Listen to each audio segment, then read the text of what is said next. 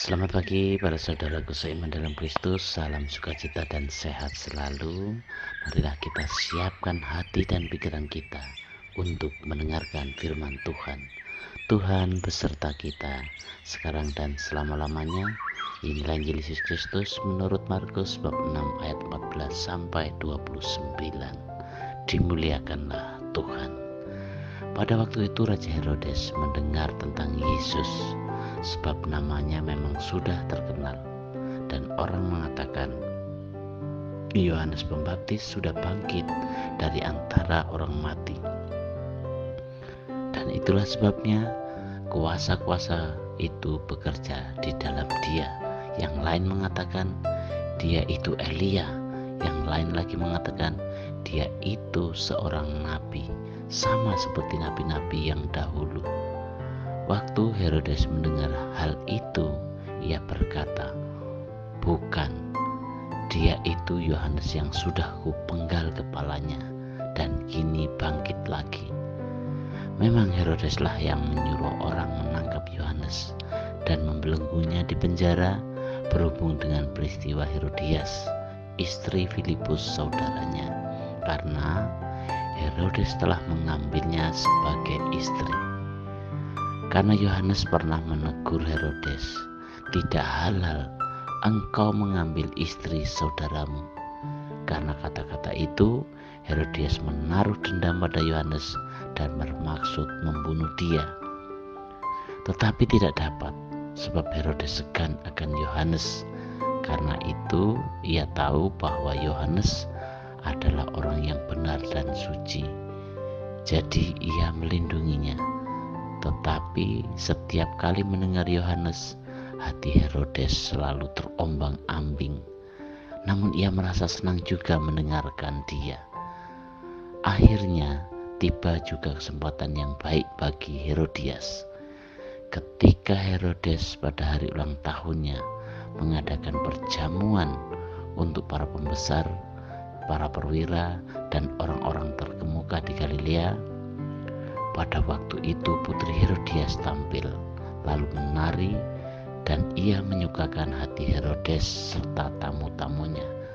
Maka raja berkata kepada gadis itu, "Mintalah daripadaku apa saja yang kau ingini, maka akan kuberikan kepadamu."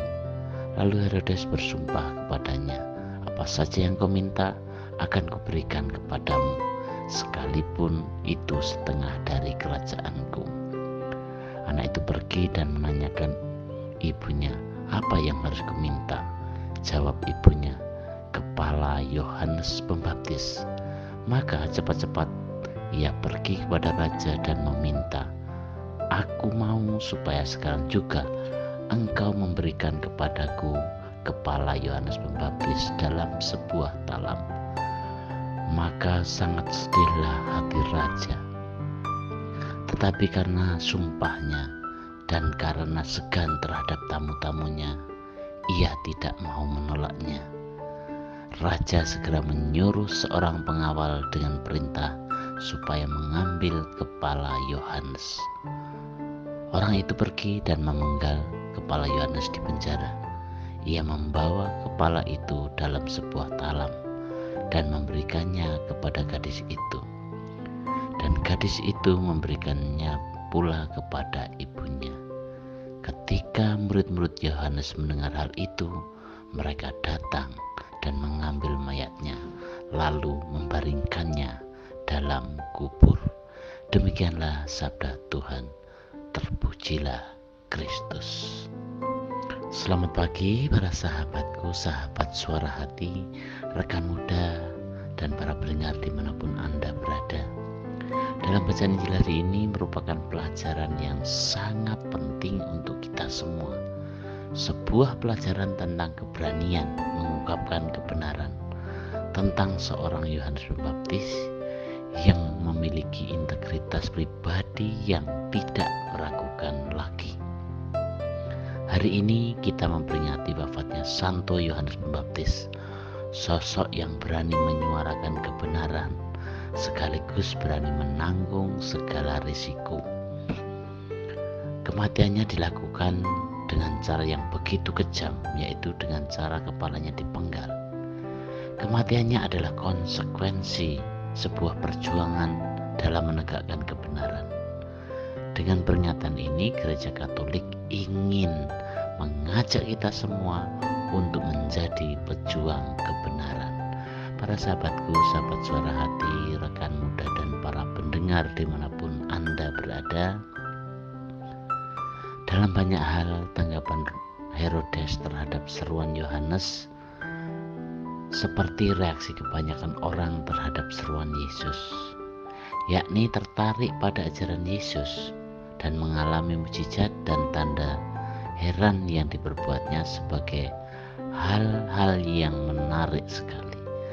Namun seruan Yesus agar mereka meninggalkan kehidupan penuh dosa dan menyerahkan hidup mereka kepada Allah masih sangat terasa berat untuk diikuti. Jadi mereka tidak pernah menerima undangan Yesus untuk menjadi murid-muridnya. Bahkan kita yang telah memutuskan untuk mengikutinya pun masih mengalami pergolakan dan konflik batin kita. Kita ingin menjadi murid-muridnya, namun kadang-kadang terasa seakan dia menuntut terlalu banyak dari kita. Seperti Herodes, kita pun menjadi objek dari dua kekuatan yang saling tarik-menarik. Kita pun seringkali tidak dapat lepas dari pergumulan pribadi yang melibatkan sikap spiritual kita. Apa yang dapat kita lakukan bila kita mengalami konflik dalam hati kita? Bagaimana dengan telinga rohani kita yang jernih dalam mendengarkan suara Tuhan dalam batin kita? Suara Tuhan akan selalu mendorong kita untuk memilih jalan perdamaian dan penyembuhan, serta mendorong terciptanya kesejahteraan orang lain. Lalu kita dapat menyatakan kebenaran-kebenaran iman untuk melawan kebohongan-kebohongan iblis, seturut teladan Yesus pada waktu dicoba oleh iblis saat berpuasa di padang gurun.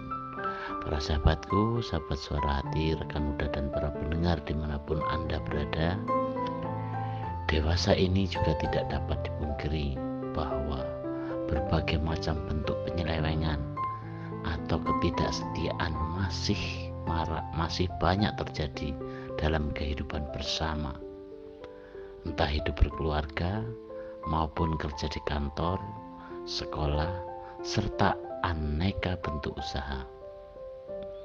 Namun kiranya semangat Yohanes Pembaptis ini memberikan inspirasi pada kita dalam melihat berbagai ketidakberesan yang ada di lingkungan hidup kita, di tempat kita kerja, di komunitas hidup kita, dalam keluarga dan lain sebagainya. Tugas kita adalah turut ambil bagian dalam kerajaan Allah yang telah dipersiapkan bagi kita. Terang kehadiran Allah berada di jalan Tuhan. Percayalah dan majulah terus tanpa rasa takut. Kasih karunia Allah cukup untuk memenuhi semua kebutuhan kita. Cukup sebutlah nama Tuhan. Hal ini ibarat bagaimana kita menggenggam seorang anak kecil, mencengkram seorang anak kecil yang memaksa untuk direspon, yang menguatkan keyakinan si anak, dan akhirnya melenyapkan, menghilangkan semua rasa takutnya. Para sahabatku, sahabat suara hati, rekan muda dan para pendengar dimanapun Anda berada, ingat, menjadi pengikut Kristus sejati berarti siap menjadi pewarta kebenaran di tengah situasi yang penuh dengan penyimpangan. Namun kita pun disadarkan bahwa menjadi pewarta kebenaran ada harga yang harus dibayar, ada konsekuensi dan resikonya. Karena berdiri teguh dalam kebenaran, kita mungkin tidak sampai kehilangan nyawa, tetapi kehilangan kesempatan. Contohnya promosi dalam pekerjaan, kehilangan reputasi, kehilangan rasa keadilan, dan lain sebagainya. Dan disinilah keputusan kita benar-benar diuji. Apakah kita siap berdiri di atas kebenaran dengan segala risikonya, ataukah kita akan ikut berlaku menyimpang asal hidup aman, asal gue aman, selamat sendiri.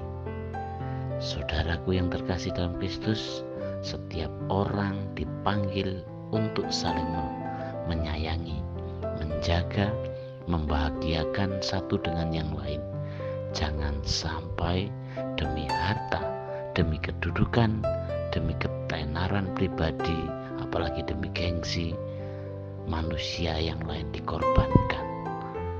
Ingatlah selalu berjalan dalam kebenaran Tuhan. Demikianlah permenungan kita hari ini, dan marilah kita akhiri dengan doa dalam nama Bapa dan Putra dan Roh Kudus. Amin. Bapa yang penuh kasih, tolonglah kami agar memilih Engkau dalam segala keputusanku hari ini dan selamanya.